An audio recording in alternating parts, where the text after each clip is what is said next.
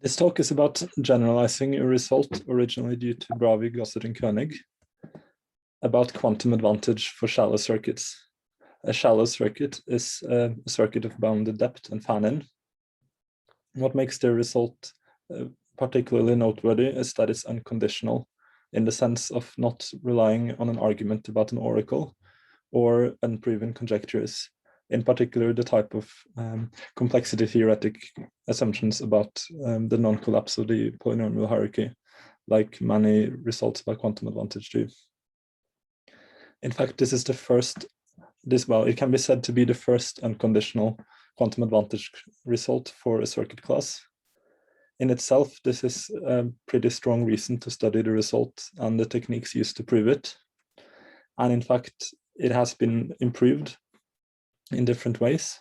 For example, it was shown to be the result, or the separation was shown to be noise robust. And it has been extended to a separation for the stronger circuit class of AC0. From our perspective, what's particularly interesting about the result is that it exploits an argument about contextuality. You can think about this technique as a way of using a particular example of contextuality to derive quantum advantage with shallow circuits. Our contribution is to present a generalized version of this construction that gives a systematic way of constructing unconditional proofs of quantum advantage with shallow circuits from instances of contextuality. Contextuality originates in the quantum foundations debates about the true nature of quantum mechanics. More recently, though, it has taken on a role as a sort of resource in computation. There are several results along these lines, for example, in measurement-based quantum computing in magic states, and variational quantum eigensolvers. Results of this type has led to this resource theoretic view of contextuality. And several notions have been developed to try to describe this role. And several of these notions will plays a central role in this construction that we present. Before we continue, I want to clarify that what we talk about is contextuality specifically for multipartite scenarios. You can study contextuality in different levels of generality. And in the sense of multipartite scenarios, contextuality is what's also known as non-locality. However, we would like to, I would like to avoid this name of non-locality because it carries with it the connotations of spatial separation. And this result is completely unconditional. It wouldn't really make sense to impose the condition of spatial separation on the qudits of a circuit.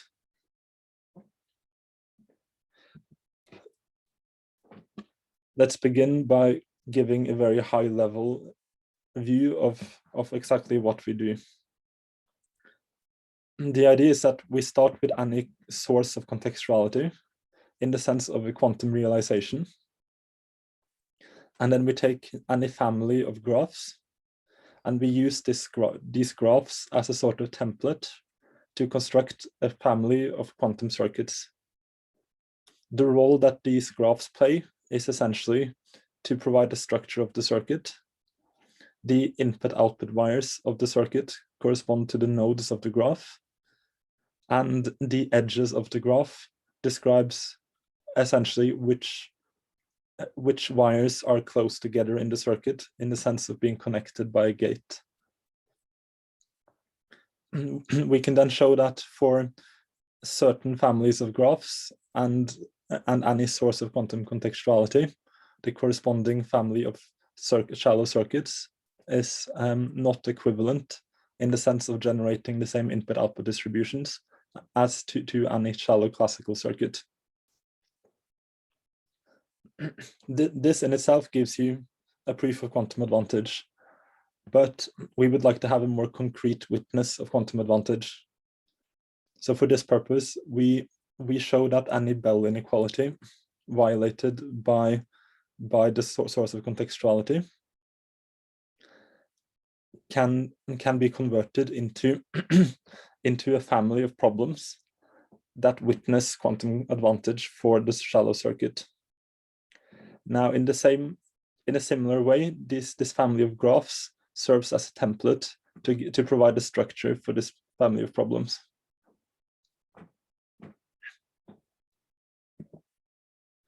Throughout the presentation, we use multipartite scenarios as a sort of framework for defining the different notions. Multipartite scenarios are commonly used as a framework for contextuality. They essentially describe situations or measurement situations where you have some number of independent measurement sites, or rather measurement sites that can be measured independently. So you have a set of measurement settings and a set of measurement outcomes for each measurement site. And then in any experimental round, you can freely choose a measurement setting for each measurement site. And then the type of the system that you're considering will in some way produce a measurement outcome for each measurement site. And the idea is that the inputs and outputs are processed in rounds consisting of a joint measurement setting followed by a joint measurement outcome. We consider experiments of several rounds where measurements are performed sequentially. So in K rounds, you have several rounds of a joint input followed by a joint output. And the behavior of a multipartite system in such an experiment is described by a probability distribution valued function that maps sequences of joint inputs to sequences of joint outputs. The fact that we call such a function an empirical model.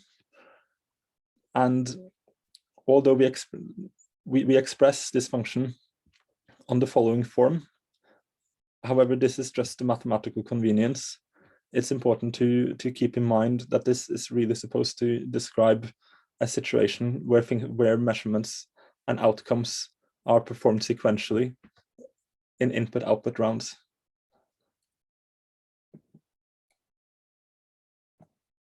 Both classical and quantum circuits can be seen as having the type of a particular multipartite scenario.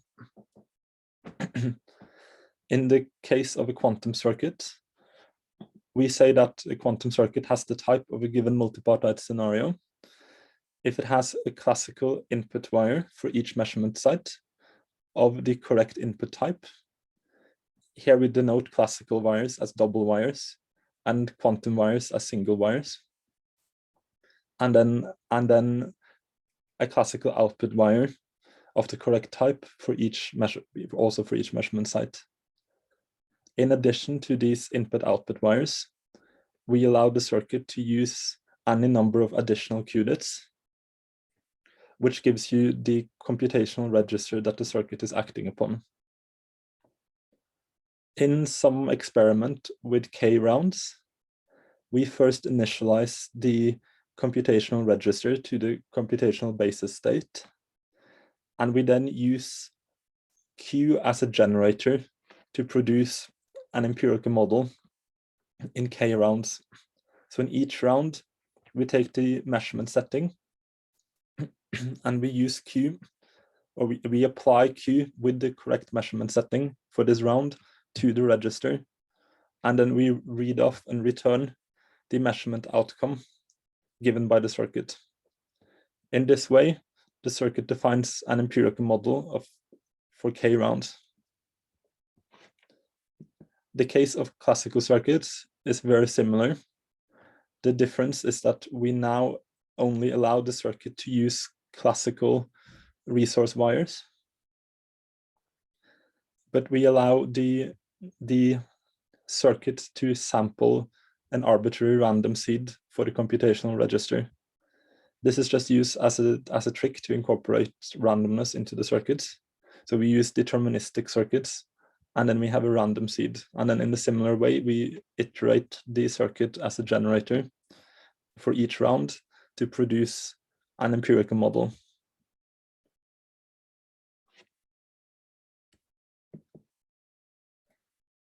A circuit can formally be defined as a labeled graph with nodes labeled as either input wires, output wires, or gates. In this sense, the depth of a circuit is simply the distance from, well, the maximal distance from an input wire to an output wire. And the fan-in of a gate is simply the number of inputs to the gate. A shallow circuit is a family of circuits of bounded depth and bounded maximal fan-in. Shallow circuits are quite primitive in terms of computational power. Even things like the parity function cannot be computed with shallow circuits. However, it's in some way it's quite a natural class to study. One motivation is that they describe some sort of parallel computer. Note that for a shallow circuit, for each output wire of a shallow circuit, there can only be a finite number of input wires that are connected to the output wire through a path. So in this sense, we can think about each output wire as a type of independent computer with a finite amount of resources. And you can add arbitrarily many of these computers in parallel with the constraint that each of them can only use a finite amount of resources. So in this sense, shallow circuits describe a sort of parallel computer.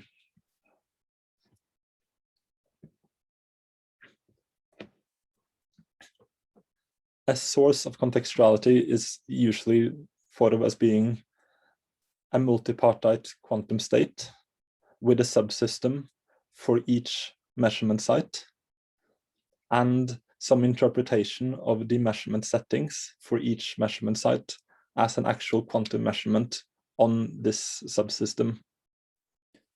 For our purpose, though, it's convenient to reformulate this in terms of circuits.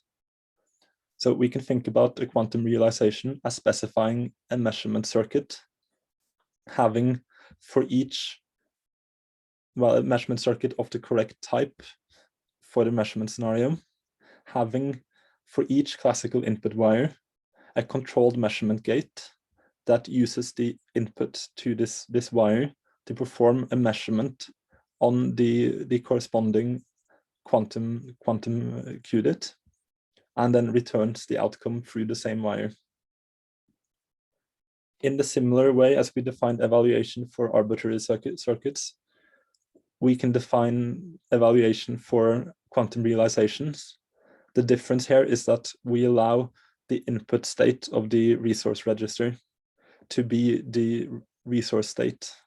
So in other words, quantum realizations are quantum circuits that additionally are allowed to use a pre-made source of entanglement instead of just having the computational basis state as the input. But on the other hand, we constrain the shape of the circuit to be on a very particular form. The terminology quantum realization comes from the empirical model in the empirical model sense, because we say that a quantum realization realizes a given empirical model if the probability distributions generated by the model, well, by the quantum realization, is the given empirical model. Now, when working with contextuality, it's a convention to study models with a single input-output round. So for an empirical model with a single input-output round, contextuality, well, it's easier to define non-contextuality. So a model is non-contextual if it is a convex combination of a family of deterministic factorizable models.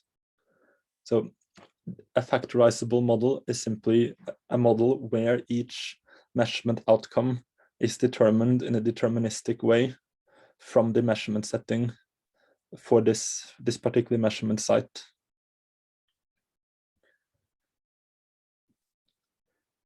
Now, without spatial separation between measurement sites, this is a very strong constraint. It's not really sensible to require or to think that the output distributions of a circuit or any type of general model of computation should have to be non-contextual. However, this strong definition has the advantage that the type of problems where contextuality gives you advantage can be classified in a very strong way. The contextuality is characterized by linear algebraic inequalities called Bell inequalities. And a model is contextual if and only if it violates some Bell inequality. So we can think about the space of non-contextual models as a subspace of the vector space of all empirical models. So note that it's convex because it's simply the convex hull of the set of deterministic factorizable models. So the type of problem that we construct is called the query problem. The idea of a query problem is that we evaluate some empirical model and by performing a sequence of queries where the measurement setting determined that each round can depend on the measurement outcomes from the previous rounds. And then an accepting condition for a query is simply a subset of the possible outcomes that can occur in all of the k rounds. A k-round query problem is given by randomly choosing a sequence of k queries and an accepting condition according to some probability distribution. And the success probability of any k-round empirical model is simply given by randomly choosing the queries and the accepting condition according to some probability distribution, evaluating the empirical model on the queries, and then checking if the outputs produced satisfies the accepting condition. So we made this definition at the level of empirical models. So this is quite important because what we really care about is the input-output distributions of circuits, not the circuit itself. But to simplify notation, later we will simply identify this circuit with its empirical model, but keep this in mind. We can now state the main result. So for any normalized violation of a quantum realized empirical model of a Bell inequality, we take any family of rooted graphs of bounded degree, and we define a shallow quantum circuit and a family of 2 round query problems. And we show that the success probability of this shallow circuit exceeds the success probability of any classical shallow circuit by a factor roughly equivalent to the normalized violation of the Bell inequality. To explain this in a bit more detail, as mentioned earlier, the space of non-contextual models can be thought of as a convex subset of the vector space of all empirical models. The space is bounded by a set of hyperplanes, and the equations defining these hyperplanes are what you think about as Bell inequalities. So now an empirical model is non-contextual if and only if it's on the inside of this polytope. And this happens only if it satisfies all these inequalities. So if it is contextual, then you can always find some Bell inequality corresponding to one of the bounding hyperplanes. And then the degree of contextuality can be thought of as the distance from the hyperplane. Now the normalized violation is simply the violation of an empirical model of a Bell inequality divided by the maximal possible violation by any empirical model. So a bit more formally, if we take the shallow circuit that we've constructed and the family of query problems, then we can prove that for any classical shallow circuit, there is an epsilon that is inverse proportional to the size of the graph, such that the success probability of the classical shallow circuit is less than the success probability of the quantum shallow circuit by a factor of the normalized violation minus the small epsilon.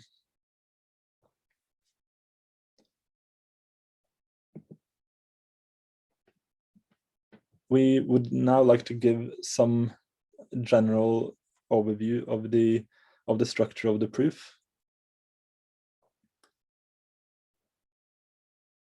So the first thing we need to do is to go from a linear algebraic Bell inequality to a query problem. And this can be done in a general way. It's well known that any Bell inequality can be recast as a so-called non-local game. A non-local game is essentially precisely what we've defined as a single round query problem. Now, the next step is to take this single query problem and extend it to a family of query problems. And the way this is done is that we define a reduction. So at the same time as we define the shallow circuit, we also define a family of reductions. And these reductions actually do two things. We show that they reduce the quantum circuit to the empirical model that we started off with, that we assumed in the theorem. And then we also show that for any classical shallow circuit, the contextual fraction of the reduced model or the reduced circuit is small. In fact, it tends to 0. So what is meant by reductions and the contextual fraction will be defined later. But the idea is then just to use the reductions and use these two properties to show that this single query problem can be extended to a family of query problems with the corresponding bounds from the main theorem. We will not go into details about how you can do this translation from Bell inequalities to query problems, but simply assume that you can translate this Bell inequality into a query problem, such that the success probability of any of the model that violates the Bell inequality is greater than the success probability of any non-contextual model by a factor given by the normalized violation of E on phi. So the next step is to use a measure of contextuality to refine this inequality. The contextual fraction of an empirical model is the smallest fraction of an empirical model that it's the smallest epsilon, such that the model can be decomposed as a convex combination of a non-contextual model and another model. From this definition, you can show that this inequality can be refined for any empirical model, not necessarily a non-contextual model, by subtracting the contextual fraction of the model from the normalized violation. Now, note that this inequality has precisely the same form as the main result. And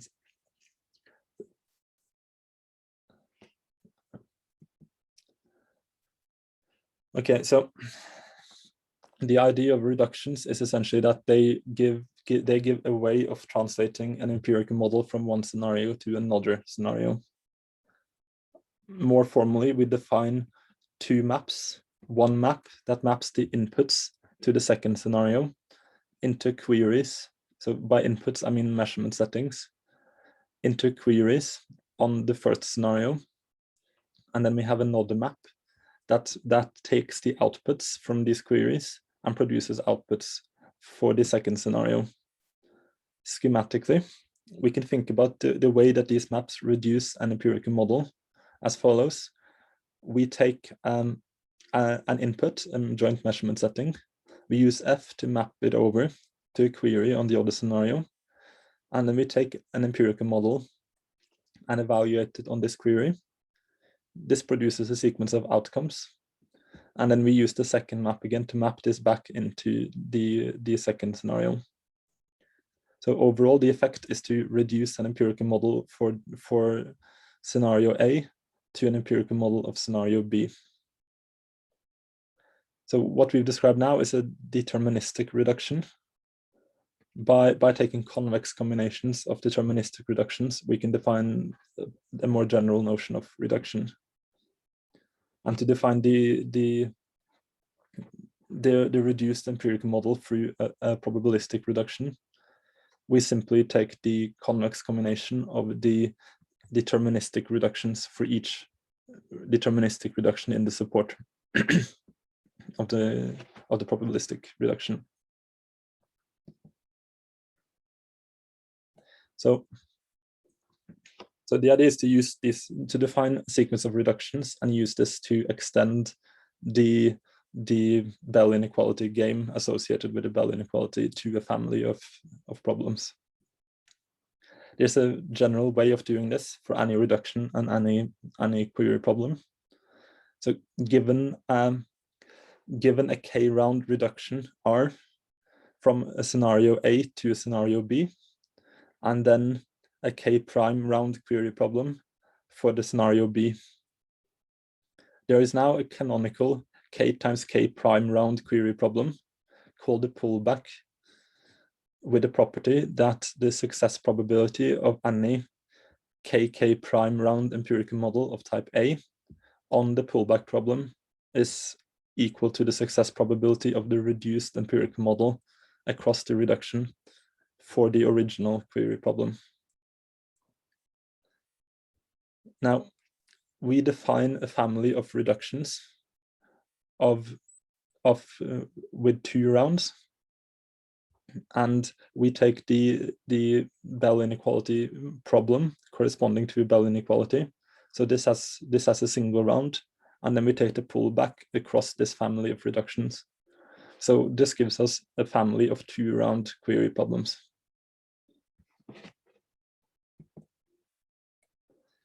Now, after defining the shallow circuit and the family of reductions, the main thing is to prove that these reductions satisfy, and the shallow circuits satisfies the following properties. Firstly, the reduced behavior of the quantum circuit is equal to the empirical model that we started with. And then secondly, that the contextual fraction of the reduced model of any shallow classical circuit is smaller than the bound. Now, if we take phi to be the single round query problem associated with a Bell inequality violated by E, then we have, as discussed earlier, that for any empirical model E prime, the success probability of E prime is less than the success probability of E by a factor given by the normalized violation minus the contextual fraction of E prime. Now we can simply plug in these equations into this inequality, and that gives us this inequality, where we relate the reduced model of a shallow classical circuit to the reduced model of the quantum circuit. But now, if you just take the pullback, as discussed earlier, then by the characteristic property of the pullback, we have precisely the equation or the inequality that we wanted to prove.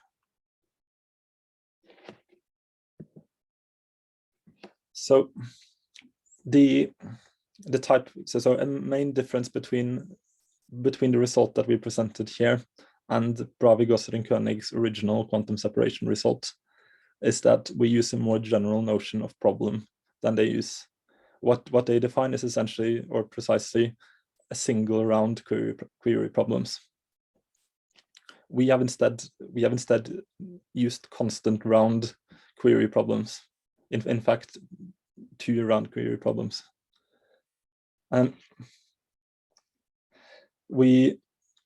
This simplifies the proof by a fair amount, and it allows us to prove this very general result. However, we can restrict the generality of this result to get a result that also gives single round query problems by restricting the type of quantum realizations we allow. So we can prove a similar version of the result restricted to quantum realizations that measure in the basis of n-qudit while operators, and then show that the corresponding problems have just a single round. Another interesting point is that the reductions that we use, in fact, are simulations in the sense of the resource theoretic framework that Abramsky and other people have introduced.